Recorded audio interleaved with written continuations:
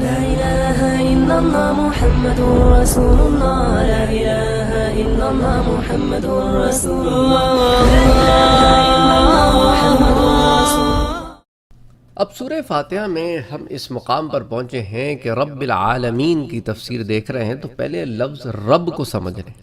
لفظ رب جو ہے وہ سورہ فاتحہ میں یہ پہلی صفت ہے اللہ عز و جل کی جو سورہ فاتحہ میں آئی ہے، رب۔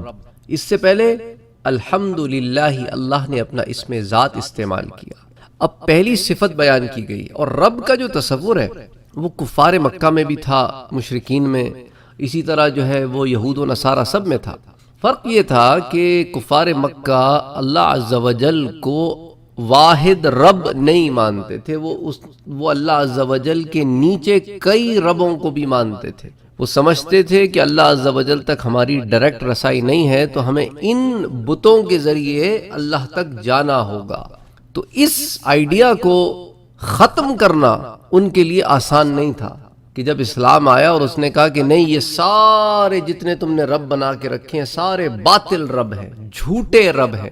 اصل میں ایک اللہ واحد ہے، اسی کی عبادت ہوگی، اس کے سوا کسی کی عبادت نہیں ہوگی، اور سارے یہ جھوٹے رب تم نے خود گھڑ لیے ہیں، اللہ تعالیٰ نے ان کی کوئی سند نہیں دی۔ تو جو لفظ رب ہے جس کی تفسیر بیضاوی میں جس کو ذرا یوں بیان کیا گیا ہے، پہلے بھی آپ سے عرض کر چکا ہوں کہ تربیت، رب جو ہے وہ ہے جو تربیت کرتا ہے اور کامل تربیت تک پہنچاتا ہے۔ اور یہاں تربیت سے مراد کیا ہے؟ کسی بھی چیز کو درجہ و درجہ اس کے کمال تک پہنچانا، اس کو تربیت کہتے ہیں، اور یہی رب ہوتا ہے جو یہ کرتا ہے۔ تو ائمہ تفسیر نے بالعموم رب کے معنی میں دو صفات کو شامل کیا، ایک تربیت، دوسرا ملکیت۔ تو دونوں کی اپنی اپنی جگہ معنوی حکمت اور افادیت ہے۔ اب تربیت، اس کی تعریف سے واضح ہے کہ یہ دو شرائط پر مبنی ہوتا ہے تربیت، ایک تکمیل اور دوسرا تدریج، یعنی کہ درجہ بدرجہ کسی چیز کو لے کے جانا، یہ تدریج ہوگی، جیسا تفسیر مظہری میں آتا ہے کہ یہ کسی شے کو تدریجاً کمال تک پہنچانے کا نام ہے تربیت۔ امام راغب اصفہانی نے اس مفہوم کو المفردات میں یوں بیان کیا ہے کہ لفظ رب اصلاً تربیت کے معنی میں ہے، اور اس سے مراد کسی چیز کو درجہ بدرجہ مختلف احوال سے گزارتے ہوئے آخری کمال کی حد تک پہنچا دینا۔ تو تکمیل اور تدریج یہ دونوں معنی ہو گئے۔ اور کمال سے مراد کیا ہے؟ یعنی کسی چیز کی وہ حالت ہوتی ہے جہاں وہ اپنی جملہ صفات کے اعتبار سے انتہا کو پہنچ جائے۔ تو ان وضاحتوں سے معلوم ہوتا ہے کہ اگر تربیت پانے والا اپنے کمال یعنی صفاتی انتہا کو نہ پہنچے تب بھی تربیت نامکمل رہی، اور اگر اس نے جملہ تدریجی اور ارتقائی مراحل طے نہ کیے ہوں تب بھی تربیت کامل نہ ہوئی۔ لہذا نظام تربیت کا کمال یہ ہے کہ تربیت پانے والا یعنی کہ مربوب سٹیپ بائی سٹیپ پروسیس اور ایولیوشن کی منزلوں سے گزرتا ہوا اپنے صفات کی آخری حد کو پالے، ارتقائی اور تدریجی۔ اس تصور تربیت سے دو مزید باتیں سامنے آتی ہیں، ایک یہ کہ حفاظت و کفالت اور ملکیت و قدرت، دوسری ارتقاء میں تسلسل اور استمرار۔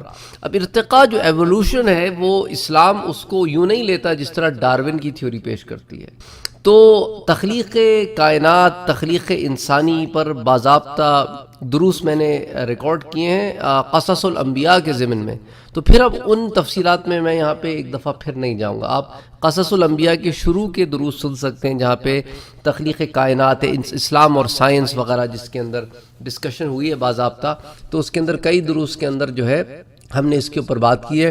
تو بہرحال اب ہم یہاں پر لفظ رب کے اوپر خاص کریں گے۔ اب لفظ رب جو ہے عربی زبان میں استعمال ہوتا ہے ملکیت کے لیے، مثال کے طور پہ رب البیت، اس گھر کا مالک، اس گھر کا مالک، تو مالک کو رب کہیں گے۔ اچھا، اسی طرح یوسف علیہ السلام نے جب بات کی تو انہوں نے بھی یہی کہا اذکرنی عند ربک، وہ جو ایک چھوٹ کے جا رہا تھا نا قیدی، اس سے کہا میرا ذکر اپنے رب کے پاس کرنا، یعنی اپنے بادشاہ کے پاس کرنا جو تمہارے اس ملک کا مالک ہے۔ تو اذکرنی عند ربک فانساہ الشیطان ذکر ربہ، تو قرآن کہتا ہے کہ شیطان نے اس آدمی کو بھلا دیا یوسف کا ذکر کرنا اپنے بادشاہ، اپنے رب کے سامنے۔ تو اس طرح آپ ایلچی کو فرماتے ہیں کہ ارجع الی ربک، جب ایلچی آپ کے پاس آیا تو آپ نے کہا جاؤ اپنے رب کے پاس، یعنی کہ اپنے بادشاہ کے پاس۔ فاسألہ ما بال النسوۃ اللتی قطعن ایدیہن، تو ان سے پوچھو جا کے، اس سے پوچھو کہ ان عورتوں کا کیا حال ہے جنہوں نے اپنے ہاتھ کاٹ لیے تھے۔ تو لفظ رب کا اطلاق جو ہے وہ مختلف مواقع پر ہوتا ہے۔ لیکن اللہ عز و جل کے معاملے میں جب لفظ رب استعمال ہوگا تو وہ کلیتاً رب، ہر معاملے میں رب، ملکیت میں بھی رب اور تدریج میں بھی رب، درجہ کمال کو پہنچانے والا، تربیت کرنے والا، اور وہ ہے جو قادر مطلق ہے۔ اچھا، اسی طرح والدین کی نسبت بارگاہ عزدی میں ایک دعا ہمیں سکھائی گئی ہے، سورہ بنی اسرائیل میں آتی ہے، وَقُلْ رَبِّ ارْحَمْهُمَا كَمَا رَبَّيَانِي صَغِيرًا، اے میرے رب ان دونوں پر رحم فرما جیسا کہ انہوں نے بچپن میں مجھے ربیانی پالا، میری تربیت کی، مجھے رحمت و شفقت سے پالا۔ تو یہاں ربیانی کا جو فعل مصدر ہے سے والدین کے حق میں مجازن یہ استعمال ہوا ہے، اصل میں تو اللہ تعالیٰ تربیت فرماتے ہیں لیکن ذریعے پیدا فرماتے ہیں۔ اچھا، دوسری بات جو تربیت کے معنی میں شامل ہے وہ تکمیل کے سلسلے میں ہے کہ اس کو درجہ بدرجہ تسلسل اور استمرار کے ساتھ آگے کی طرف لے کے جایا جائے تاکہ وہ درجہ کمال تک پہنچ جائے۔ اب سورۃ الانفطار کی آیات ہیں، یہ 3 آیتیں کہ یا ایھا الانسان ما غرک بربک الکریم، اے انسان تجھے کس چیز نے اپنے رب کریم کے بارے میں دھوکے میں ڈال دیا ہے، الذی خلقک فسواک فعدلک، جس نے رحم مادر کے اندر ایک نطفے میں سے تجھے پیدا کیا، پھر اس نے تجھے اعضائے سازی کے لیے ابتداً پھر اس کے بعد تجھے درست کیا، اس نطفے سے تجھے ایک لوتھڑا بنایا اور پھر لوتھڑے سے ایک پورا تشکیل دے کے انسان بنایا درست طور پر، اور پھر تجھے سیدھا راستہ بھی دکھایا، فی ای صورت ما شاء رکبک، پھر تیری ساخت متناسب تبدیلی میں جب وہ لے آیا تو پھر کیا کیا اس نے، جس صورت میں چاہا اس نے تجھے ترکیب دیا۔ تو ان آیات میں اللہ تعالیٰ نے اپنا ذکر شان ربوبیت سے فرمایا ہے، اور ساتھ ہی انسانی شخصیت کی جسمانی تکمیل کو درجہ بدرجہ جو کمال تک پہنچایا ہے اس ضمن میں بات آئی ہے۔ تو ربوبیت اور اعانت میں فرق ہے۔ اللہ تعالیٰ نے اپنی ذات اقدس کو قرآن کریم میں کم و بیش 960 ٹائمز شان ربوبیت کے ذریعے اپنے آپ کو متعارف کرایا، 968 ٹائمز، جس سے معلوم ہوتا ہے کہ اس کی یہ شان مخلوقات عالم کے ہر وجود کو اپنے فیض سے نواز رہی ہے۔ تو فیضیاب تو کئی صورتوں میں لوگ ایک دوسرے سے ہوتے رہتے ہیں، مثلا کوئی پیاسے کو پانی پلاتا ہے، کوئی بھوکے کو کھانا کھلاتا ہے، کوئی محتاج کی مدد کر دیتا ہے، کوئی کمزور کا سہارا بن جاتا ہے۔ یہ ساری نفع بخشیاں اور فیضان رسانیاں ایک دوسرے کی امداد و اعانت کی مختلف صورتیں اور احسان و انعام کی مختلف شکلیں ضرور ہیں، مگر ربوبیت کے عنوان میں نہیں آ سکتی، کیونکہ ربوبیت سے مراد کسی کی پرورش کرنا اور پالنا ہے، اور یہ تمام صورتیں اپنی نوعیت اور دارائے کار کے لحاظ سے 2 جہتی یا کئی جہتی اعانتیں ہیں، مدد ہیں، مگر ربوبیت جو ہے وہ ایک اور شے ہے۔ مزید یہ ہے کہ دوسری تمام اعانتیں ہنگامی اور وقتی ہوتی ہیں، مگر ربوبیت ایک مستقل اور مسلسل عمل ہے جس میں آپ چھوڑ نہیں سکتے، چھوڑنے کی صورت میں انتشار پیدا ہو جائے گا، یہ منقطع نہیں ہو سکتی، یہ بڑھتی رہتی ہے، یہ تدریج میں آتی ہے۔ اب ایک انسان ہے، پیدا ہو گیا، پیدا ہو کے پھر بڑا ہوگا، جب تک زندگی ہے اس کی درجہ بدرجہ آگے چلتا رہے گا، اس میں آپ ایسا نہیں ہو سکتا ایک آدمی جوان ہوا بوڑھا ہی نہیں ہو رہا، ایسا نہیں ہوگا ایک بچہ ہے بڑا ہی نہیں ہو رہا، ایسا نہیں ہوگا۔ یہ ربوبیت کے مراحل ہے۔ اعانت اور ہے، اعانت میں مدد کر دیا آپ نے، پھر بات ہو گئی پوری، کھانا کھلا دیا، بات ختم ہو گیا۔ اب آپ کھانا کھلاتے رہیں گے نہیں، ایسا نہیں ہے، وہ رب کا کام ہے، وہ کھانا کھلاتا رہتا ہے، وہ ذریعے پیدا کرتا رہتا ہے جب تک بندہ زندہ ہے۔ تو عام اعانتوں اور احسانات و انعامات سے ضرورت مندوں کی 1-2 ضرورتیں پوری ہو جاتی ہیں، مگر ربوبیت کامل ضرورتوں کو پورا کرتا ہے۔ اب آپ نے کھانا کھایا، اب اس کھانے سے آپ کے پورے بدن کے اندر طاقت اور قوت کا پھیلنا، جسم کے ہر عضو کا اس سے مختلف اجزاء لینا، وہی کھانا ہے، وہی پالک ہے، وہی روٹی ہے، لیکن بدن کے مختلف حصوں کو مختلف طریقے سے مدد کر رہی ہے۔ وہی دال ہے، وہی روٹی ہے، وہی گوشت ہے، وہی روٹی ہے، وہی چاول ہے، وہی مچھلی ہے، لیکن جسم کے مختلف اجزاء کی مختلف طریقے سے نشو و نما ہو رہی ہے۔ کہیں آنکھوں کو فائدہ ہو رہا ہے، کہیں بالوں کو فائدہ ہو رہا ہے، ٹھیک ہے؟ تو مختلف یہ چیزیں جو ہے نا، یہ سارا ایک پروسیس ہے۔ تو ربوبیت پروسیس کو اور کنٹینیوس پروسیس کو ڈیفائن کر کے چلاتے رہتا ہے، اعانت ایسا نہیں کرتے۔ سورہ انعام کی آیت ہے قل غیر اللہ ابغی ربا وہو رب کل شیء، فرما دیجئے کہ کیا میں اللہ کے سوا کوئی دوسرا رب تلاش کروں حالانکہ وہی ہر شے کا رب ہے۔ تو ربوبیت جو ہے اس کو سمجھنا بہت ضروری اور بڑا گہرا ٹاپک ہے، it's a very very deep topic. اب الحمدللہ رب العالمین پوری آیت ہے، 4 ورڈ ہیں، اس میں حمد و تعریف کی حقیقت کو ذات باری کے ساتھ خاص کر کے اس کی شان الوہیت کو نمایاں کیا گیا ہے، اور رب العالمین کے الفاظ میں نظام ربوبیت کے بیان کو باری تعالیٰ کی الوہیت پر دلیل بنایا گیا ہے۔ کہ وہی حمد کا حقدار ہے جو سب کا رب ہے۔ ربوبیت کا الوہیت کی دلیل ہونا اسی صورت میں ممکن ہے جب نظام ربوبیت کے اندر ہر جگہ نظام وحدت کار فرما ہے، اور کائنات میں ربوبیت الہیہ کے نظام کو جس حوالے سے بھی دیکھا جائے، ہر ڈائریکشن، ہر پہلو سے صرف وحدت اور وحدانیت کی شان ہی ملے گی۔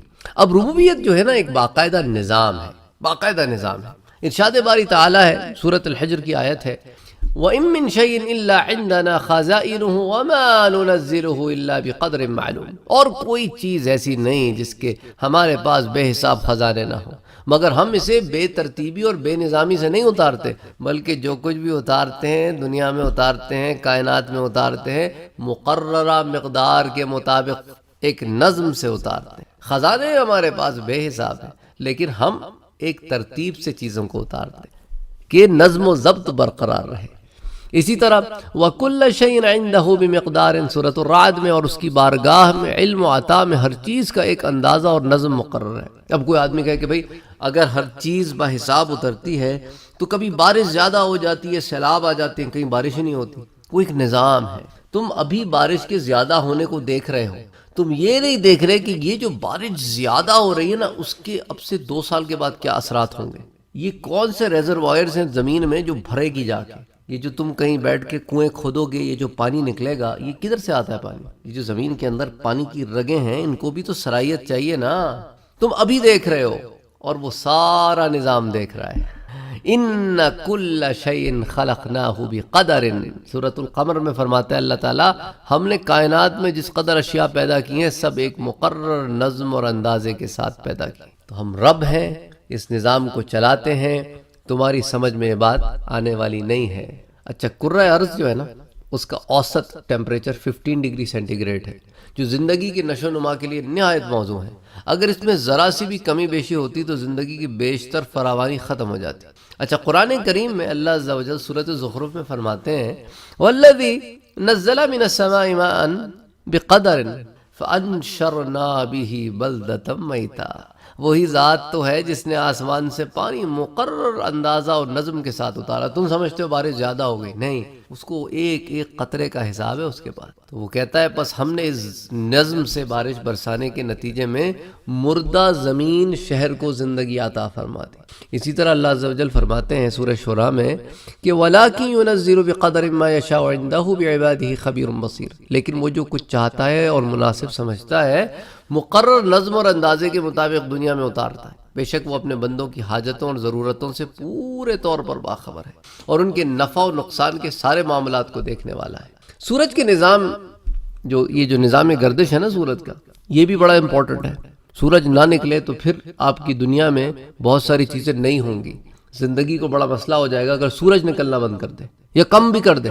وَالشَّمْسُ تَجْرِي لِمُسْتَقَرٍّ لَهَا، اور سورج اپنے مدار میں گردش کر رہا ہے۔ ذالک تقدیر العزیز العلیم، یہ غالب علم والے رب کا مقرر کردہ نظام ہے۔ سورہ یاسین کی آیت ہے۔ پھر سورۃ الاعراف کی آیت ہے والشمس والقمر والنجوم مسخرات بامرہ، یہ سورج اور چاند اور ستارے اس کے حکم سے قائم شدہ نظام کے تابع ہیں۔ اسی طرح سورۃ الانعام میں آتا ہے خالق الاصباح وجعل اللیل سکنا والشمس والقمر حسبانا ذالک تقدیر العزیز العلیم، تاریکی چاک کر کے صبح کو نکالنے والا رب، اور جس نے رات کو سکون کا باعث بنایا ہے وہ رب، اور اسی سے سورج اور چاند کی گردش کو باقاعدہ حساب کے لیے ایک نظم اسی نے دیا ہے کہ سب کچھ غالب علم والے رب کا مقرر کردہ نظام ہے۔ تو نظام ربوبیت ایک نظام ہے، جس طرح ربوبیت خود ایک نظام ہے سو اسی کے مطابق اسے کار فرما کیا گیا ہے۔ اسی طرح نظام ربوبیت ہر جگہ اور ہر سمت اصول وحدت کا متقاضی، سو اس کو بھی اسی کے مطابق کار فرما کیا گیا ہے۔ سورہ فرقان کی آیت ہے وَلَمْ يَكُنْ لَهُ شَرِيكٌ فِي الْمُلْكِ وَخَلَقَ كُلِّ شَيْءٍ فَقَدَّرَهُ تَقْدِيرًا، اور کائنات کی بادشاہی اور سلطنت و ملکیت میں اس کا کوئی شریک نہیں ہے، اور یہی وجہ ہے کہ اس نے ہر شے کو پیدا فرما کر اسے ایک مقررہ نظم اور اندازے سے قائم کر دیا ہے جس میں کوئی خلل یا تضاد دکھائی نہیں دیتا۔ اس اصول کو ہم مخلوق کے مختلف طبقات میں یکساں طور پر دیکھتے ہیں۔ شجر ہو، جس کو آپ درخت ہو، یا حجر ہو، پتھر ہو، یا انسان ہو یا حیوان ہو، ہر ایک کی زندگی میں پرورش اور نشو و نما کے احوال ہیں، لیکن جدا گانا ہے۔ درخت کا بڑھنا اور ہے، انسان کا بڑھنا اور ہے، پتھر کا بڑھنا اور ہے، پتھر کی فارمیشن اور ہے۔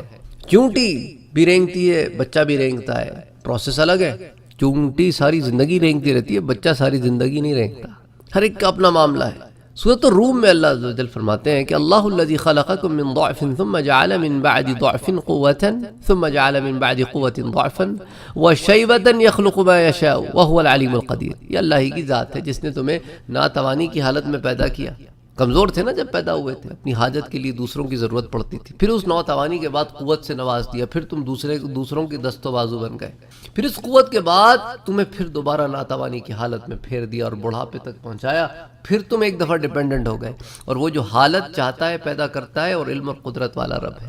اسی طرح سورۃ الزمر میں فرماتا ہے أَلَمْ تَرَ أَنَّ اللَّهَ أَنزَلَ مِنَ السَّمَاءِ مَاءً فسلكه ينابيع في الأرض ثم يخرج به زرعا مختلفا ألوانه ثم يهيج فتراه مصفرا ثم يجعله حطاما إن في ذلك لذكرى لأولي الألباب۔ کیا تم نہیں دیکھتے کہ اللہ نے آسمان سے بارش برسائی؟ نہیں دیکھتے، غور نہیں کرتے؟ پھر زمین میں پانی کے چشمے رواں ہو گئے اس بارش کے بعد، پھر اس سے اس کے ذریعے رنگ برنگ کی کھیتیاں اگائیں، وہی پانی ہے، وہی مٹی ہے، کہیں سیب اگتا ہے، کہیں آم اگتا ہے، کہیں مالٹے اگتے ہیں، کہیں انگور ہے، کہیں ترکاری ہے، وہی پانی ہے۔ مچھلی کو ملتا ہے، نہ ملے مچھلی مر جائے، وہی پانی ہے۔ وہی پانی ہے جس کو گائے پیتی ہے، بکریاں پیتی ہیں، گھاس کو لگتا ہے، گھاس اگتی ہے، وہی پانی ہے۔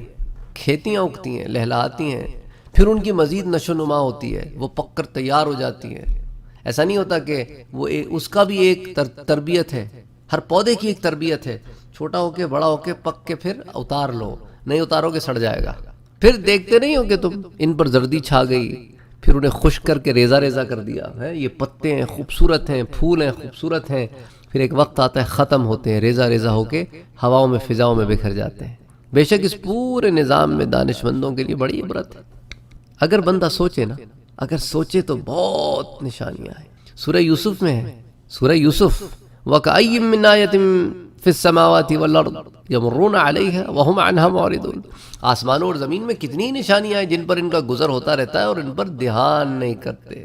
جو دھیان کرتے ہیں وہ ریسرچ کرتے ہیں۔ یہیں تو ہم مار کھا گئے نا میرے بھائی، میرے بھائیوں اور میری بہنوں، ہم نے ریسرچ کرنا چھوڑ دیا ہے، ہم چیزوں کی جانچ پڑتال نہیں کرتے۔ ہم نے کہا جی گھاس ہے، گھاس ہے، ہم نے کہا گھاس ہے، گھاس ہے، لیکن بعض قوموں نے کہا نہیں نہیں، ان میں سے اچھی گھاس کون سی ہے وہ نکالو، اس کی ماس اسکیل پہ پروڈکشن کرو، گھروں کے لان میں وہ اچھی والی گھاس لگائی جائے گی۔ پھر اس میں دیکھو ذرا کیا آلٹریشن ہو سکتی ہے کہ ویڈ کی گروتھ کم کر دی جائے، جنگلی پودوں کی گروتھ کم کر دی جائے، ختم کر دی جائے۔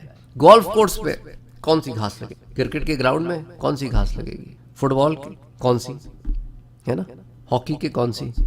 پھر مصنوعی گھاس بناتے ہیں، اس کو استعمال کرتے ہیں، ہے نا، ریسرچ کرتے ہیں، ریسرچ ہر چیز کے بارے میں دیکھتے ہیں، جانچ پڑتال کرتے ہیں۔ کوئی پھول ہیں وہ اینولز ہوتے ہیں، سال میں ایک دفعہ آتے ہیں، ختم ہو جاتے ہیں، ہر سال خریدنے پڑتے ہیں۔ کچھ پرینیلز ہوتے ہیں، ہر سال آتے رہتے ہیں، ہر سال آتے رہتے ہیں۔ اللہ کی قدرت۔ اچھا اینولز کے رنگ بڑے خوبصورت ہیں، پرینیلز کے رنگ الگ طریقے کے، اینولز کے بڑے جاذب ہیں، بندہ چاہتا ہے یار اینولز ہر سال لگاتا رہوں میں گھر کے آگے۔ تو اللہ تعالیٰ کا نظام ہے، لیکن غور نہیں کرتے لوگ۔ سورہ بنی اسرائیل دیکھتے ہیں، وَلَا تَقْفُ مَا لَيْسَ لَكَ بِهِ عِلْمٌ، اور جس بات کی تم کو صحیح خبر نہیں اس کے پیچھے نہ پڑو۔ إِنَّ السَّمْعَ وَالْبَصَرَ وَالْفُؤَادَ كُلُّ أُولَئِكَ كَانَ عَنْهُ مسؤولا، بلا شبہ تمہارے کان، تمہاری آنکھ، تمہارا دل ان سب سے پوچھ گچھ ہوگی۔ فکر کرو، فکر کرو، کیا دیکھتے ہو، کیا سنتے ہو، کیا محسوس کرتے ہو، کدھر کو تمہارا دل لگتا ہے؟ ساری ساری رات بیٹھ کے مووی دیکھنا اچھا لگتا ہے، یا ساری ساری رات بیٹھ کے قرآن پڑھنا، یا قرآن کے ایک صفحے کے بعد نیند آ جاتی ہے، لیکن آدھے گھنٹے کی مووی دکھا دو تو سیٹ ہو؟ کیا چل رہا ہے تمہارے اندر؟ کیسی تربیت کر رہے ہو تم اپنی؟ کیا کر رہے ہو اپنے ساتھ؟ وَفِي الْأَرْضِ آيَاتٌ لِّلْمُوقِنِينَ، اور یوں تو یقین رکھنے والوں کے لیے زمین میں بے شمار نشانیاں ہیں۔ سورہ زاریات کی آیت ہے، پھر سورہ زاریات کی ایک اور آیت ہے، وَفِي أَنفُسِكُمْ، میرے بندوں تمہارے نفسوں میں بھی اللہ کی قدرت کی نشانیاں، فَلَا تُبْصِرُونَ، تم غور نہیں کرتے۔ دیکھا نہیں دل کو کیسی مشین بنا دی ہے، ٹھک ٹھک ٹھک ٹھک ٹھک چلتی رہتی ہے، ذرا ایک سیکنڈ کی بھی ادھر ادھر مسئلہ ہو جائے تو بندے کا پورا جسم مسئلے میں آ جاتا ہے۔ دماغ نہیں دیکھا کیسے بنا دیا؟ ابھی تک پریشان پھر رہے ہو تم کہ دماغ کام کیسے کرتا ہے. دماغ کے ابھی تک سارا دماغ تم ایکسپلور نہیں کر پائے ہو اپنا. ابھی تک تم جینیٹکس کے اوپر کام کر رہے ہو, جینیالوجی پہ کام کر رہے ہو, تم ایکسپلور کر رہے ہو ابھی بھی. ہر دماغ الگ ہے, ہر چیز الگ ہے, الگ طریقے سے سوچتا, الگ طریقے سے کام کرتا ہے. کوئی بائیں ہاتھ سے, کوئی دائیں ہاتھ سے, بائیں ہاتھ والے کا الگ دماغ چلتا ہے, دائیں ہاتھ والے کا الگ, کوئی دونوں ہاتھوں سے کام کرتا ہے. کسی کو بولنے کی طاقت دے دی, کسی کو لکھنے کی طاقت دے دی, کسی کو پڑھنے کی طاقت دے دی, کسی کو لکھنے پڑھنے کی دے دی, کسی کو لکھنے بولنے کی دے دی. سب کو الگ الگ کر دیا. وَفَوْقَ كُلِّ ذِي عِلْمٍ عَلِيمٍ, اور ہر علم والے سے بڑھ کر ایک علم والا بنا دیا. یہ سارا کچھ تربیت کا حصہ. سورہ العنکبوت اٹھا کے دیکھیں. وَتِلْكَ الْأَمْثَالُ نَضْرِبُهَا لِلنَّاسِ وَمَا يَعْقِلُهَا إِلَّا الْعَالِمُونَ. اور یہ مثالیں ہیں جن کو ہم لوگوں کے لیے سمجھانے کے لیے بیان کرتے ہیں, اور ان کو وہی سمجھتے ہیں جو علم رکھتے ہیں. تو علم بڑا ضروری ہے میرا بھائی. اپنے ہادی کو پہچاننے اور ایمان لانے کے لیے علم بڑا ضروری ہے. اور علم کو قید نہیں کیا گیا, علم کو قید نہیں کیا گیا. یہ ہمارے کچھ لوگ ہیں جنہوں نے علم کو قید کر دیا ہے کہ نہیں بھائی قرآن اور حدیث پڑھتے ہو تو ٹھیک ہے, کیمسٹری پڑھتے ہو تو ٹھیک نہیں ہے, وہ فرنگیوں کا علم ہے. کیوں بھائی؟ کیمسٹری اور فزکس اور بایولوجی یہ تو تمہیں انہی چیزوں کے بارے میں جانکاری دیتے ہیں نا, انہی چیزوں کے بارے میں بتاتے ہیں جو تمہارے رب نے بنائی ہے. کہ فرنگیوں کا علم کیسے ہو گیا؟ آپ ذرا انگلش بولتے ہیں تو وہ لوگ آپ سے ناراض ہو جاتے ہیں. آپ نے انگلش میں بات کی, یہ غیر مسلموں کی زبان ہے. تو میرا بھائی جو مسلمان ہیں ویسٹرن ورلڈ میں, جن کی مادری زبان انگریزی ہے, تو کیا وہ اچھے مسلمان نہیں ہیں؟ سوچیں نا, یہ کس قسم کی سوچ ہمارے اندر ڈال دی گئی ہے کہ انگریزی میں بات کرو گے اچھی بھی بات ہوگی تو نہیں, کیونکہ زبان انگریزی ہے. وہی بات میں اردو میں کر دوں تو اچھی بات ہو گئی. کہ کس قسم کے زاویے ہم نے بنا لیے ہیں, ہماری سوچ کتنی محدود ہو گئی ہے. تو اللہ عز و جل نے تو ہمیں محدود نہیں کیا. حضور نے تو اپنے صحابہ سے کہا کہ دوسری زبانیں سیکھو. سیرت النبی میں باضابطہ دروس آئے نا اس پہ, کہ اللہ کے رسول نے صحابی سے کہا کہ دوسری زبان سیکھو تاکہ ہمیں ان سے خط و کتابت میں آسانی ہو. ہمارا بندہ علم والا ہوگا تو ہم اپنے بندے کے ذریعے خط و کتابت کریں گے. ہم آؤٹ سورس تو نہ کرتے پھرے نا اس مسئلے کو. جب ہمیں ضرورت ہو, کوئی غیر زبان میں خط آ گیا تو ہم بندہ ڈھونڈ رہے ہیں مدینے میں, وہ پتہ نہیں اس کا کیا تھاٹ پروسیس ہے, وہ کیا آیا, اس نے ہمیں کیا بتایا, ہمیں کیا معلوم. تو ضرورت کیا ہے؟ علم حاصل کرو, ریسرچ کرو, آگے بڑھو. دنیا بہت آگے نکل گئی ہے. تم ابھی تک مسئلے میں پڑے ہو کہ ہاتھ کدھر باندھنے اور ٹانگیں کتنی کھولنی ہے. تم انہی مسئلوں میں پڑے ہوئے ہو کہ جو مقلد ہیں وہ ایسے ہیں, ہم غیر مقلد ایسے ہیں. یہ کیا ہے؟ کن مسئلوں میں الجھایا ہوا ہے امت کو؟ آگے آگے آگے آگے جانا ہے, آگے جانا ہے, آگے بڑھنا ہے. ان کو ان مسئلوں میں نہ الجھاؤ, ان کو آگے بڑھاؤ. خلق السماوات والارض بالحق يكور الليل على النهار ويكور النهار على الليل وسخر الشمس والقمر كل يجري لاجل مسمى الا هو العزيز الغفار. اس نے اپنی قدرت کاملہ سے آسمان اور زمین کو صحت تدبیر اور درستی کے ساتھ بنایا. تو اللہ کے بندوں, یہ ہمارا کام نہیں ہے کہ ہم پڑھیں اس کو. وہ رات کو دن پر لپیٹتا اور دن کو رات پر لپیٹتا ہے, اور اسی نے سورج اور چاند کو مسخر کر رکھا ہے. سب اس کتابیں اپنے اپنے کاموں پر لگے ہیں, سب ایک وقت معین تک اسی طرح چلتے رہیں گے. پھر ان کی پرستش کرنا کہاں کی عقل مندی ہے؟ کہاں کی عقل مندی ہے جو خود چل رہے ہیں, کوئی چلا رہا ہے ان کو. رب کو کون چلاتا ہے؟ کوئی نہیں چلاتا, کوئی نہیں چلاتا. رب سب کو چلاتا ہے. یاد رکھو, لائق پرستش وہی صاحب عزت بخشنے والا, اس کی پرستش کرو. وہ زبردست بھی ہے اور بڑا بخشنے والا بھی ہے. یہی مضمون سورہ یونس میں دیکھیں. هو الذی جعل الشمس ضیاء والقمر نورا. سورج اور چاند کی روشنی کا بھی اللہ نے فرق بتایا. وہی ہے جس نے سورج کو چمکتا جگمگاتا اور چاند کو منور روشن بنایا. وَقَدَّرَهُ مَنَازِلَ لِتَعْلَمُوا عَدَدَ السِّنِينَ وَالْحِسَابِ. اور چاند کی منزلیں بنا دی تاکہ تم سالوں کی گنتی اور مہینوں اور دنوں کا حساب معلوم کرتے رہو. ما خلق اللہ ذلک الا بالحق. اللہ نے سب تدبیر مصلحت ہی سے پیدا کیا ہے. وہ اپنی نشانیاں سمجھنے والوں کے لیے ہیں, وہ اپنی نشانیاں سمجھنے. یفصل الآیات, کس کے لیے؟ یفصل الآیات لقوم یعلمون. وہ جو سمجھنے والے ہیں نا, ان کو کھول کھول کر بیان کرتا ہے. جو سن ہو جائے نا ذہنی طور پر, وہ پھر اس قرآن سے استفادہ نہیں حاصل کرتے. وہ پھر جھاڑ پھونک میں بیٹھے رہتے ہیں. جھاڑ پھونک کے لیے قرآن نہیں اتارا اللہ نے, ہدایت کے لیے اتارا ہے. اس کے ثمرات میں سے یہ بھی ہے کہ روحانی تقویت حاصل ہوتی ہے. اس کے ثمرات میں سے یہ بھی ہے کہ مسئلے حل ہوتے ہیں. لیکن ہدایت اصل مقصد ہے۔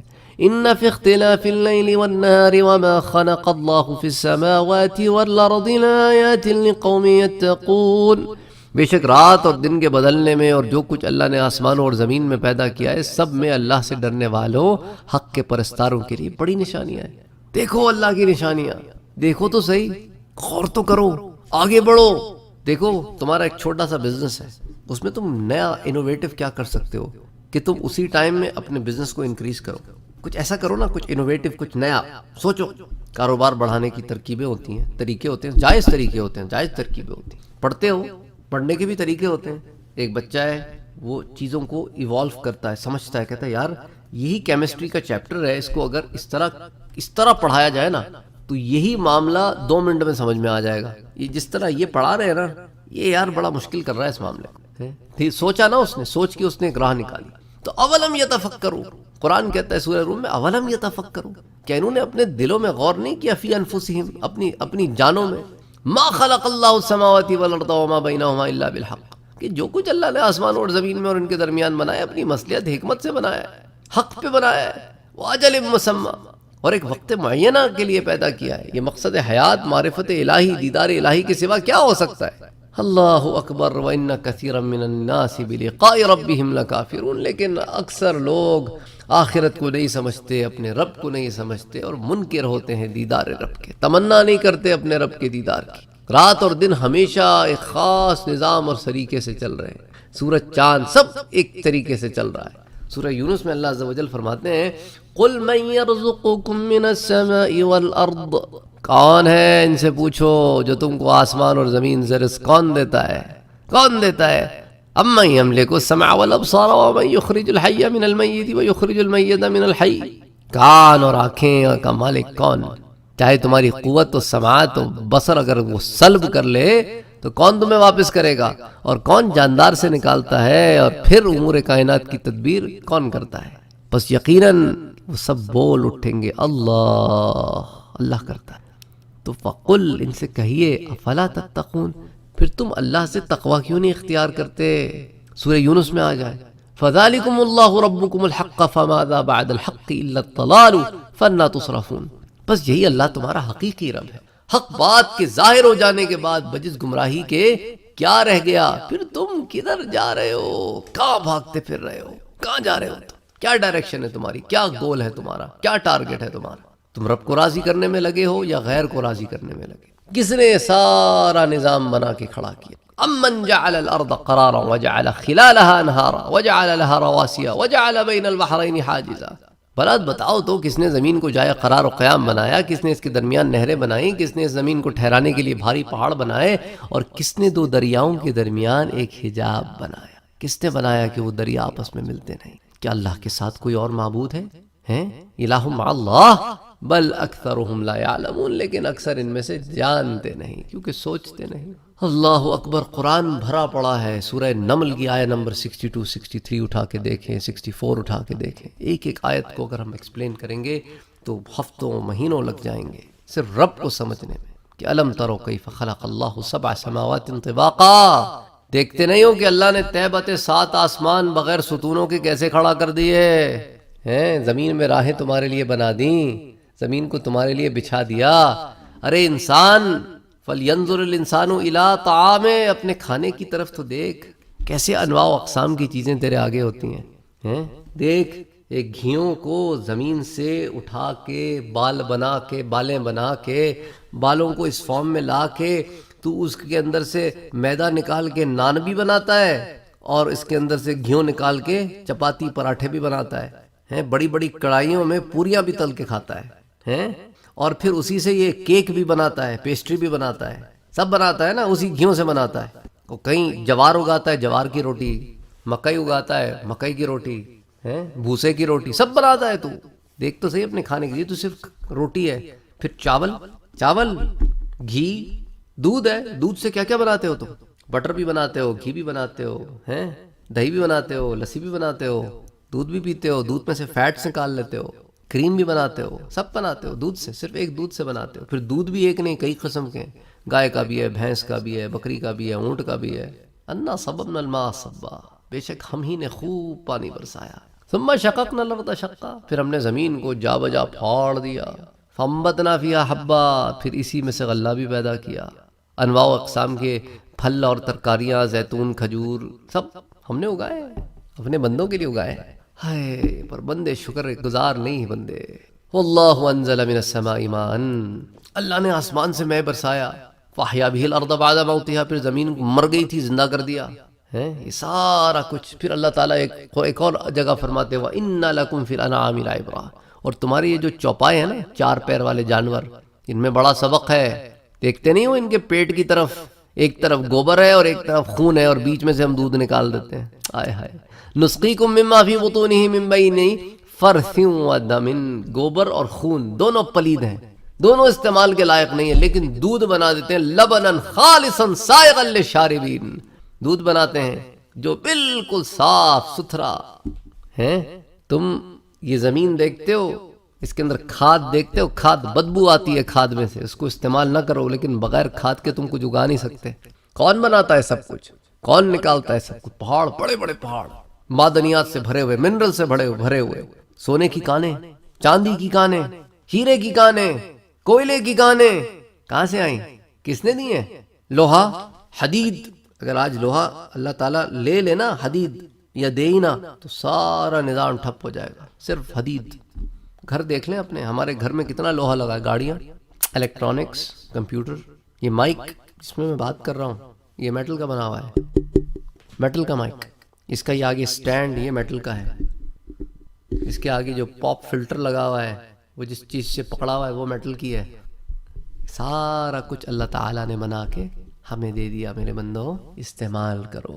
رب ہوں میں تمہارا رب، میں ہوں رب۔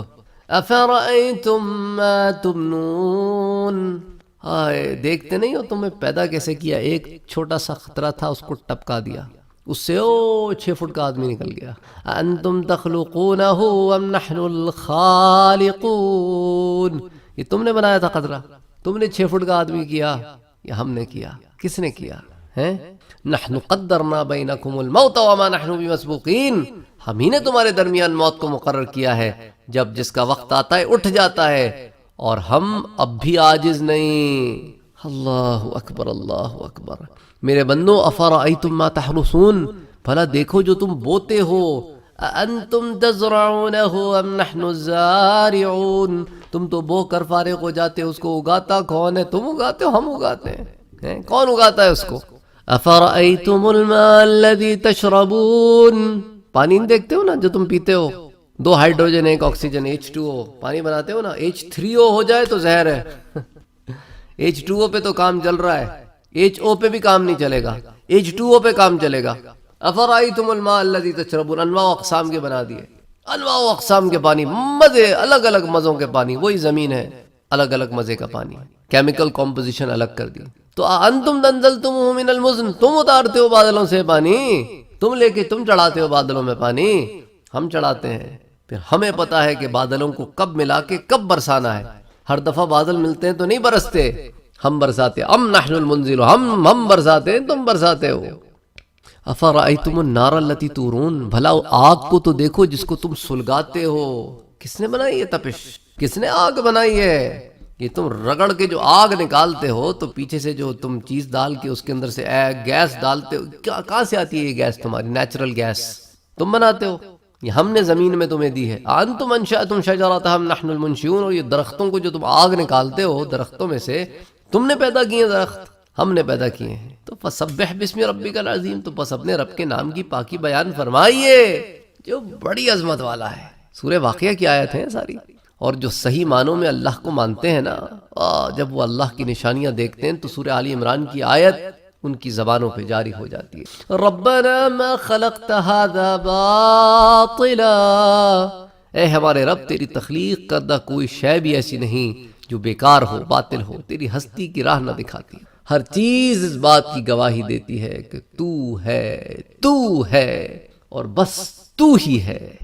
تو رب العالمین کے الفاظ سے ظاہر ہو رہا ہے کہ کائنات اپنے تمام عوالم میں، اپنے تمام مظاہر حیات میں، تخلیق میں، تکمیل میں ایک رب ہے جو اس کو چلا رہا ہے، تربیت دے رہا ہے۔ اسی طرح تخلیق ہے امر تخلیق ہے، اصول ارتقاء ہے، الا لہ الخلق والامر، یہ دو عالم ہے جس کو اللہ تعالیٰ نے ہمارے سامنے بیان کیا ہے. دو عالم ہے، ایک عالم خلق ہے، ایک عالم امر ہے. اس کو سمجھنا بھی بڑا ضروری ہے. عالم امر کیا ہے؟ کن فیکون، ہو جا ہو گیا بس، اس کے اندر پروسیس نہیں ہے. اور ایک عالم خلق ہے، اس میں پروسیس ہے. جیسا کہ بچہ پیدا ہوتا ہے نا، نطفے سے لے کے بچے کے ماں کے رحم سے باہر آنا 9 مہینے کا پروسیس ہے، تو عالم خلق ہے. پھر اسی طرح پودا ہے، بیج سے پودا بن گیا، درخت بن گیا، وہ پورا ایک پروسیس ہے. تو اللہ تعالیٰ نے بعض چیزیں عالم امر کے تحت بنائی اور بعض عالم خلق کے تحت بنائی، اس کی مرضی. وہ چاہتا تو سب امر میں بنا دیتا، چاہتا تو سب خلق میں بنا دیتا، اس کی مرضی. کہ انما امرہ اذا اراد شیئا ان یقول له کن فیکن. تو بعض تو معاملات ایسے ہیں کہ بس حکم دیا، ان یقول له کن، اس سے کہا ہو جا تو پس وہ ہو گیا. اور بعض معاملات میں تخلیق اور ارتقاء کا معاملہ رکھا ہے. پھر ہم اس چیز کو پہلے بہت ڈیٹیل میں ڈسکس کر چکے ہیں کہ تخلیق، اولین تخلیق، اور پھر اس کو مختلف اور جگہوں پر بھی آپ چاہیں تو وہ ایولیوشن وغیرہ جو پوری میں نے ڈسکس کی ہے اس کو آپ دیکھ سکتے ہیں کہ جو پروسیس ہے جس کے تھرو تخلیق آدم ہوئی، کہ تراب تھا، پھر تراب کے بعد ماں کا سٹیپ آیا یعنی پانی کا، تراب مٹی کا، پھر ماں اور مٹی مل کے وہ تین یعنی کلے بن گیا. پھر اس کے بعد آگے چل کے طین اللازب بنا، ایڈزوربیبل کلے بنا. پھر اس کے بعد آگے جا کے صلصال من حمائم مسنون بن گیا کہ وہ chemically altered mud, physically and chemically altered mud ہو گئی. اچھا، پھر اس کو آگے چل کے وہ اور مراحل سے گزرتا رہا. پھر صلصال کالفخار ہو گیا کہ dried and highly purified clay ہو گیا.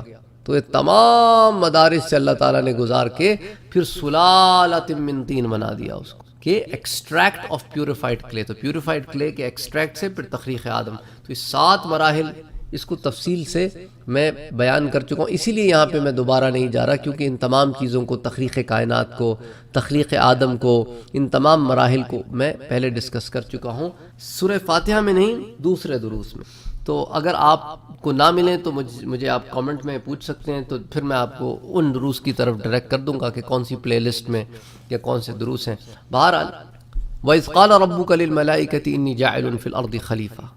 یہ تو اللہ تعالیٰ نے انٹروڈیوس کیا نا انسان کو، کہ میں بنا رہا ہوں ایک انسان جس کو خلیفۃ الارض بناؤں گا، جس کو زمین کی نگہداشت اور نگہبانی دوں گا. وہ بادشاہ نہیں ہوگا، وہ سرو کرے گا پلانٹ ارتھ کو، وہ ٹیک کیئر کرے گا اس کی. تو انسان واحد سے بنی نوع انسان کا ظہور کروں گا. الذی خلقکم من نفس واحدۃ وخلق منها زوجها وبث منهما رجالا کثیرا ونساء. ایک انسان بناؤں گا، اس سے پھر اس کی جوڑا پیدا کروں گا حوا کو، پھر ان جوڑے سے پھر آگے کئی مرد اور عورت پیدا کروں گا. یہ اللہ تعالیٰ کا نظام ہے. اللہ تعالیٰ نے تخلیق آدم کو بڑی ڈیٹیل میں ڈسکس کیا. کیوں؟ کیونکہ ضرورت تھی اس امر کی. اور دیکھیں نا، اللہ تعالیٰ رب العالمین ہے، تمام عالموں کا رب. اس نے انسان کو تخلیق کیا ہے بحیثیت انسان، بندر سے نہیں بنایا. وہ جو جیسے ڈاروینینز کہتے ہیں نا، بندر سے بنا دیا. وہ ایک بڑی اچھی مجھے ایک ٹی شرٹ نظر آئی تھی کسی دکان میں، جہاں پہ انہوں نے تمام ڈاروینین ارتقاء کے مراحل لکھے اور آخر میں انسان کو بنا کے نا اس کو ٹرن اراؤنڈ کر دیا، کہ بجائے اس کے کہ اس کی پیٹھ پیچھے والے سٹیپ کی طرف ہو، اس کا منہ ہو گیا اور اوپر لکھا ہوا تھا stop following me, we are not related. میرا پیچھا کرنا چھوڑ دو، ہمارا آپس میں کوئی رشتہ نہیں ہے. تم بندر ہو، میں انسان ہوں، میری تخلیق جدا گانا ہے، تمہاری جدا گانا ہے، تم سے مجھے کیوں جوڑا جاتا ہے. تو بہرحال اللہ تعالیٰ نے کئی تخلیقیں کی ہیں، لیکن اب انسان کنفیوز ہے. ہوموسیپینس کو دیکھتا ہے، اگر تھے بھی ہوں گے، اللہ تعالیٰ نے بنائے ہوں گے ہوموسیپینس، پھر ختم کر دیا.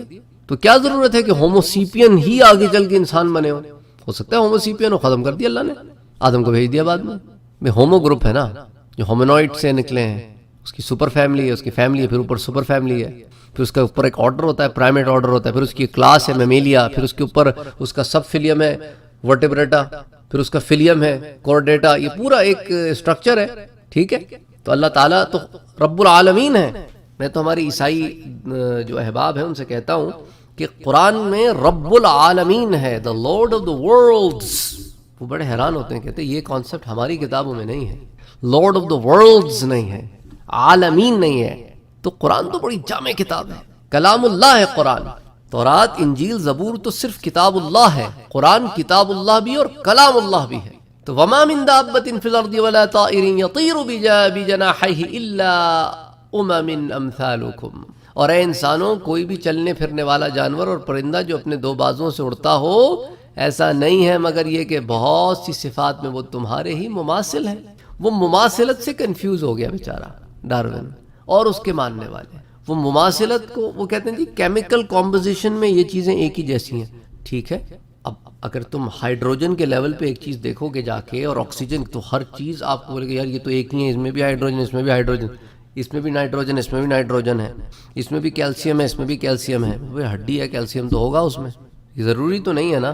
تو اللہ تعالیٰ نے تو اس بات کو بڑا واضح کر دیا سورۃ الانعام میں۔ پھر تخلیق کی ہر شے میں جب پانی شامل کر دیا، تو جب ہر چیز میں پانی آ گیا تو ہائیڈروجن آکسیجن تو ویسے ہی آ گئی نا، مماثلت تو آ گئی۔ اب چونکہ انہوں نے ایک جگہ پہ رہنا ہے تو بایولوجیکل سملیرٹیز تو ہوں گی، ان میں حیاتاتی مماثلتیں تو ہوں گی، ایناٹومیکل سملیرٹیز بھی ہوں گی، عضوی یا ترکیبی مماثلتیں، بایو کیمیکل سملیرٹیز بھی ہوں گی، حیاتاتی کیمیائی مماثلتیں، جینیٹک سملیرٹیز بھی ہوں گی، جینیاتی مماثلتیں، کیونکہ انہوں نے ایک ہی انوائرمنٹ میں سسٹین کرنا ہے۔ اس کا یہ مطلب تھوڑی ہے کہ ایک دوسرے سے نکلے تھوڑی ہیں۔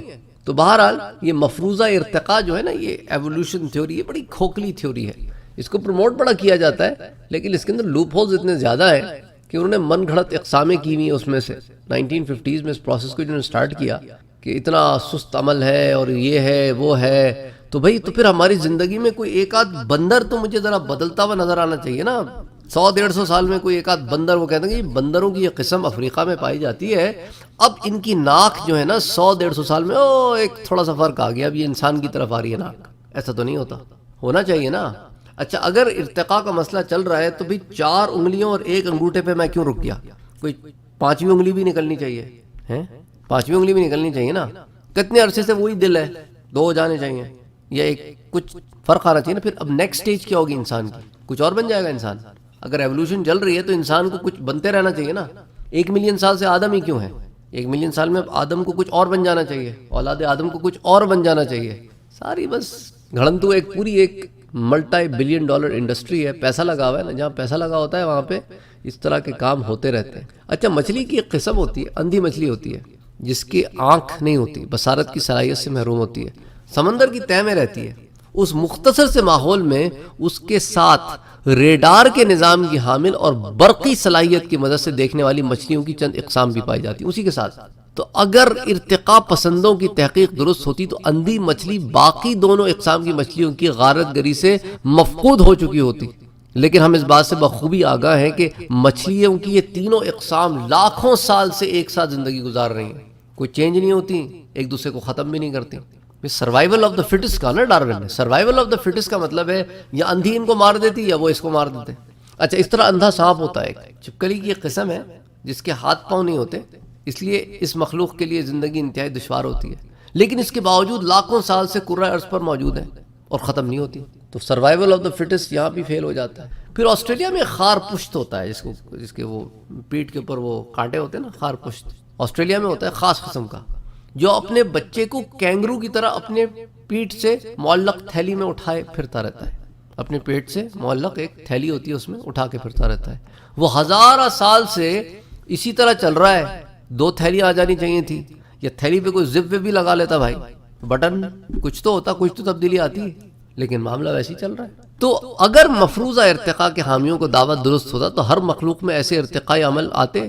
امیبا سے شروع ہو کر زنجیروں کی کڑیوں کی طرح ایک ہی قسم کے اصناف بناتی چلی جا رہی ہے، تو یوں امیبا سے ایک ہی قسم کے کیڑے، ایک ہی قسم کی مچھلی، ایک ہی قسم کے پتنگے، ایک ہی قسم کے پرندے نکلتے، یا زیادہ سے زیادہ ہوتا تو 30 40 50 نکل جاتے۔ ہزاروں لاکھوں قسم کی چیزیں کیسے پیدا ہو گئیں اس ایک امیبا سے؟ غور کرنا چاہیے نا، غور کرنا چاہیے۔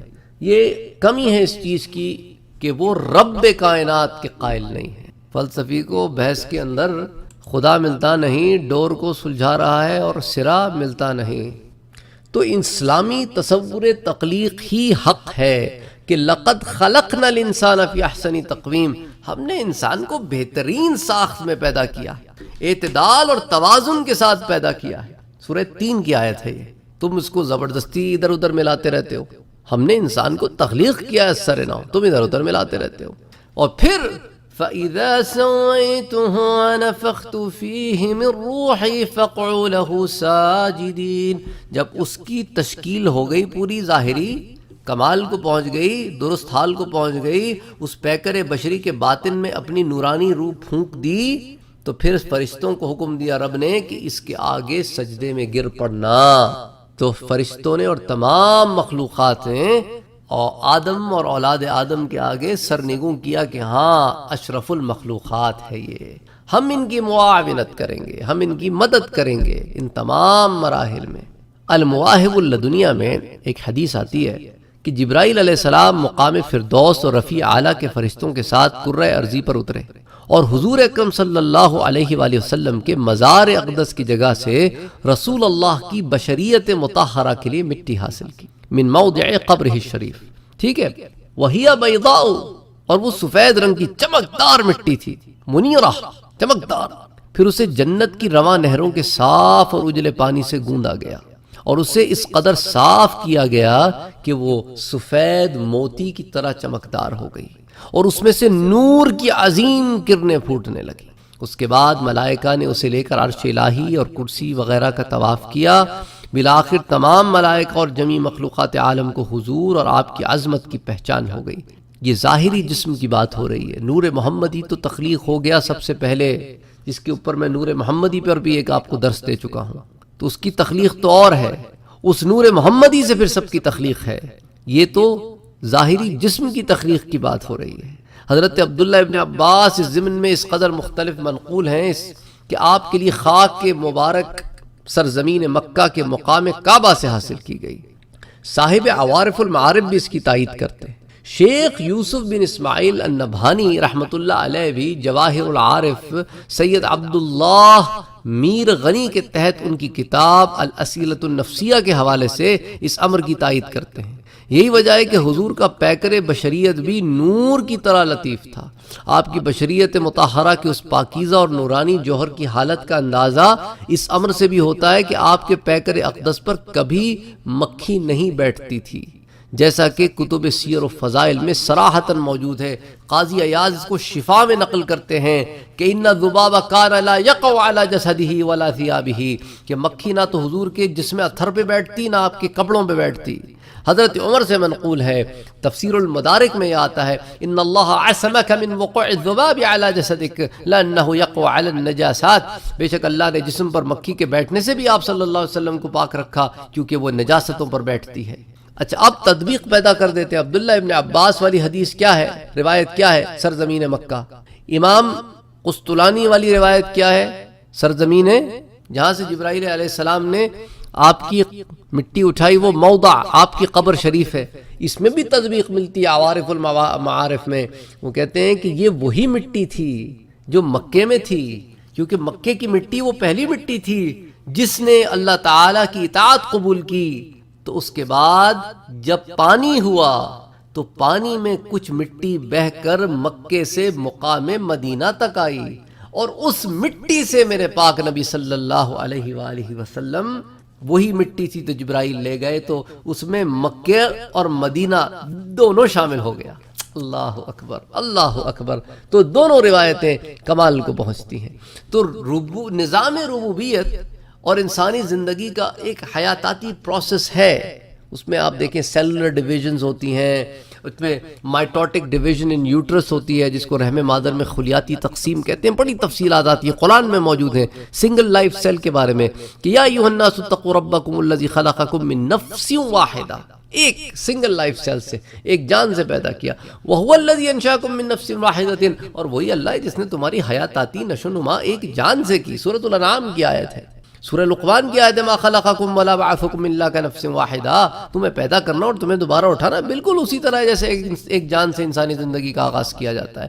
تو اس نفس واحد کو اگر جدید اصطلاحات میں دیکھا جائے تو آپ اسی کو زائگوٹ کہیں گے یا فرٹلائز اووم کہیں گے، یہی چیز ہے۔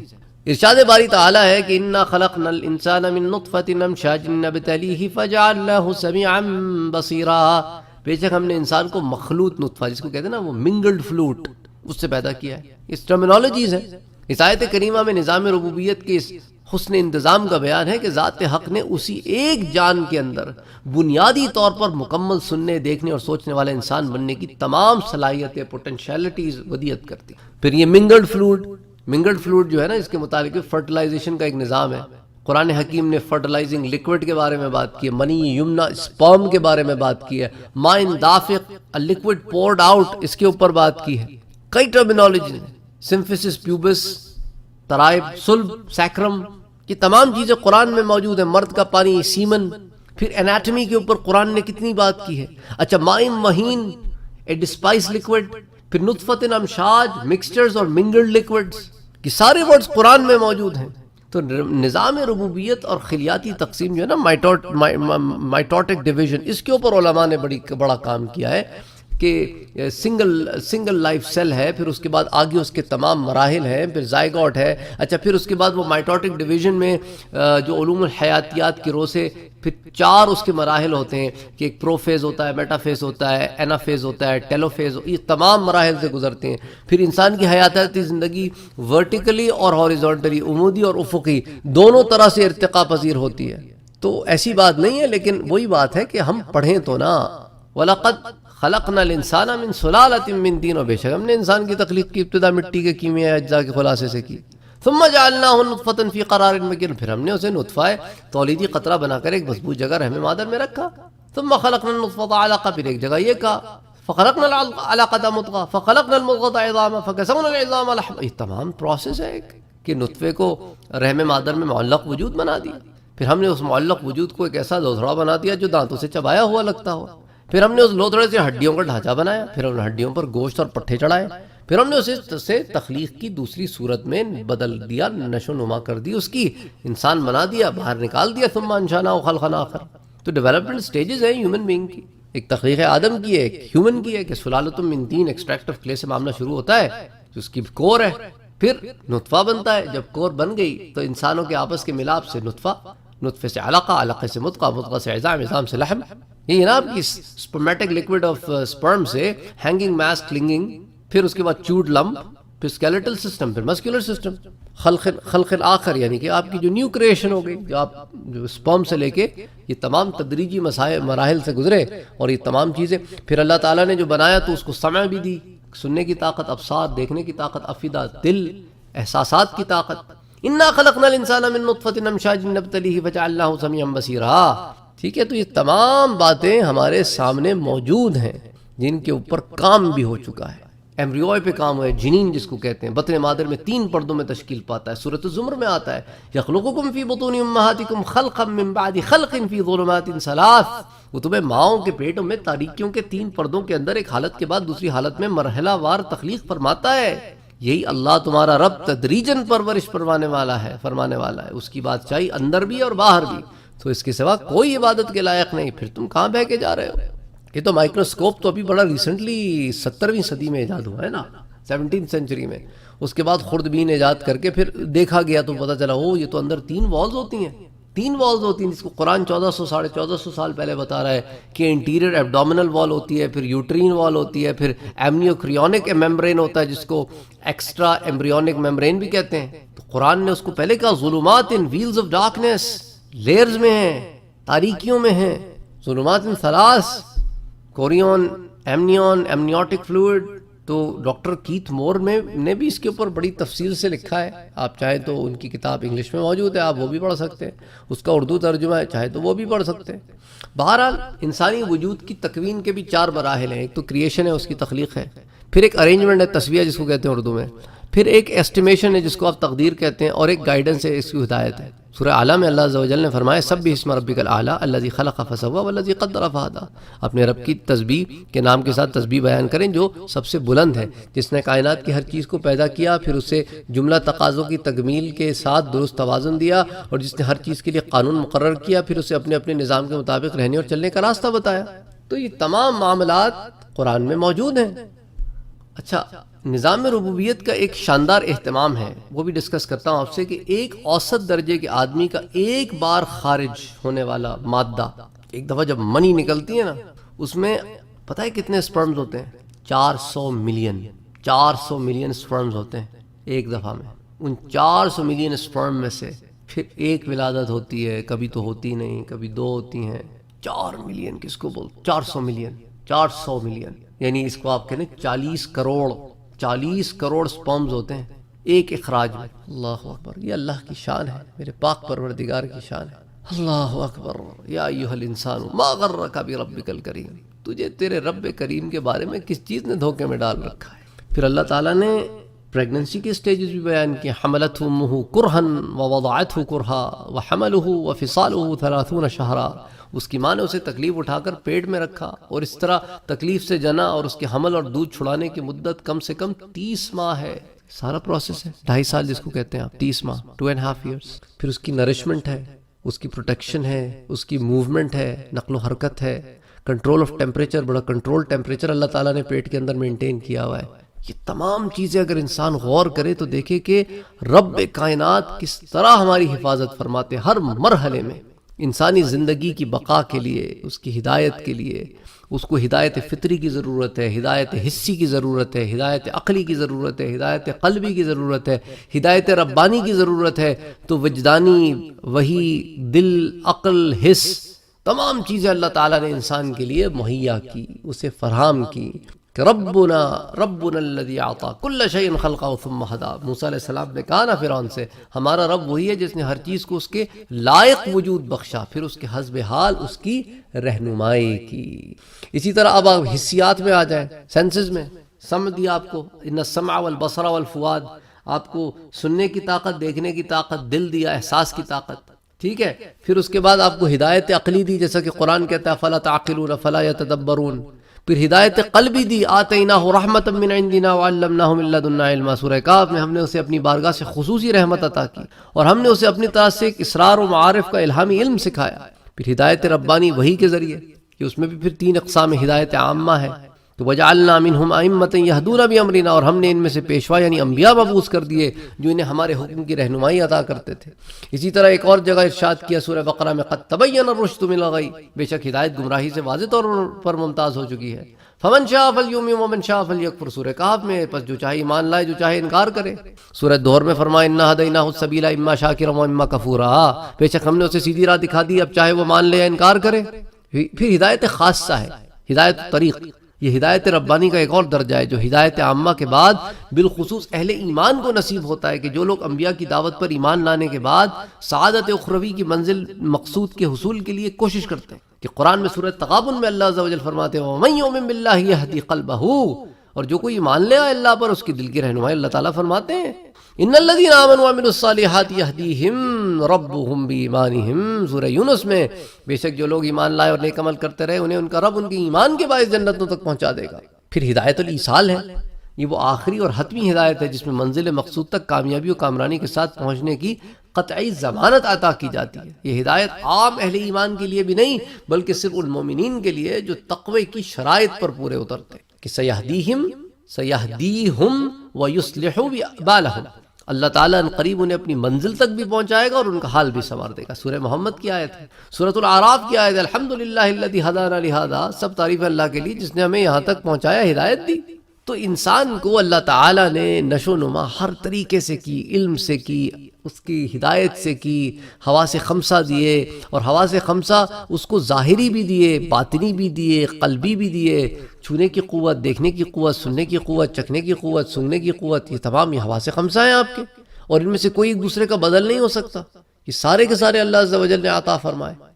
پھر حواس خمسہ باطنی بھی دیے، جس کو بھی علماء نے بیان کیا ہے کہ بھئی ایک حصہ حافظہ ہوتی ہے، حصہ خیال ہوتی ہے، حصے متصرفہ ہوتی ہے، حصے واہمہ ہوتی ہے، حصے مشترک ہوتی ہے. تو انسانی عقل کو یہ تمام گوشے بھی اللہ تعالیٰ نے عنایت فرمائے کہ خیالات کا آنا، تصرفات کا آنا. پھر اس کے بعد حصہ واہمہ جو ہوتی ہے کہ محسوسات کی ظاہری شکل و صورت کو حصے مشترک نے حواس سے ظاہری سے وصول کیا. یعنی یہ پروسیس ہے نا ایک پورا.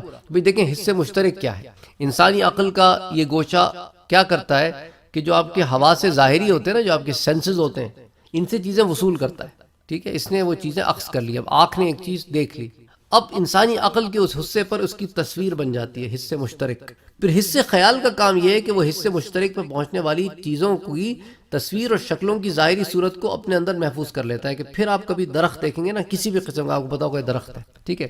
پھر اس کے بعد حصے واہمہ آتی ہے کہ کہ جس طرح محسوسات کی ظاہری شکل و صورت کو حصے مشترک نے حواس ظاہری سے وصول کیا اور حصے خیال نے اسے اپنے ریکارڈ میں محفوظ کر لیا، اسی طرح حصے واہمہ یہ ان کے میننگ کو سمجھتی ہے، ان کے میننگ کو سمجھتی ہے۔ آپ دیکھیں نا، کسی بھی چیز کے میننگ کو بھی سمجھا جاتا ہے، آپ کے عقل آپ کے یہ کام کرتی ہے کہ یہ مائکرو فون ہے، ہر مائکرو فون ایسے ہوگا۔ تو مائکرو فون کیوں ہوتا ہے؟ کیا کام ہے مائکرو فون کا؟ اب آپ جب کبھی مائکرو فون دیکھیں گے نا تو آٹومیٹکلی آپ کو پتہ چل جائے گا اس میں بولنا ہے۔ اسپیکر دیکھیں گے کسی بھی قسم کا ہوگا، اس میں سے آواز آتی ہے۔ حصے حافظہ ہوتی ہے، یہاں محسوسات کے مفہوم یعنی معنوی وجود کو اس طرح سے محفوظ کیا جاتا ہے جیسے ان کی ظاہری شکل کو حصے خیال میں، تو حصے خیال میں ظاہری شکل محفوظ ہو گئی، حصے حافظہ میں معنی و مفہوم۔ پھر حصے متصرفہ پانچویں جو ہے اس کے اندر کیا ہوتا ہے کہ اس کا کام یہ ہے کہ حصے مشترک میں آنے والی ظاہری صورت کو حصے واہمہ سے حاصل ہونے والے معنی سے اور حصے خیال میں محفوظ شکل و صورت کو حصے حافظہ میں محفوظ مفہوم کے ساتھ یہ جوڑتی ہے۔ یہ دو الگ الگ چیزیں ہیں نا، الگ الگ جگہ سٹورڈ ہیں، اب ان کو جوڑنے کی بھی تو ضرورت ہے، تو وہ یہ حصے متصرفہ کرتی ہے۔ تو یہ تمام چیزیں اللہ نے عطا کی ہیں اگر ہم غور کریں۔ اسی طرح آپ کے اندر دل دیا، آپ کو روح دی، آپ کو سر دیا، خفی دی، اخفا دی۔ اب ان تمام تفصیلات میں ہم یہاں جائیں گے تو بہت ٹائم نکل جائے گا۔ یہ صوفیہ کی ٹرمینالوجیز ہیں کہ قلب، روح، سر، خفی، اخفا، تو یہ بھی آپ کو عنایت کی اللہ تعالیٰ نے۔ تو بہرحال اللہ تعالیٰ نے انسان کے لیے بہت سارے کام کیے پر انسان ناشکرا ہے۔ انشاءاللہ پھر اگلے درس میں ہم العالمین کا مفہوم سمجھیں گے۔ وما علینا الا البلاغ۔ ہمارے چینل کو سبسکرائب کرنا نہ بھولیں اور بیل کے آئیکن پر کلک کریں تاکہ آپ کو ریگولر نوٹیفیکیشن اپڈیٹس مل سکیں۔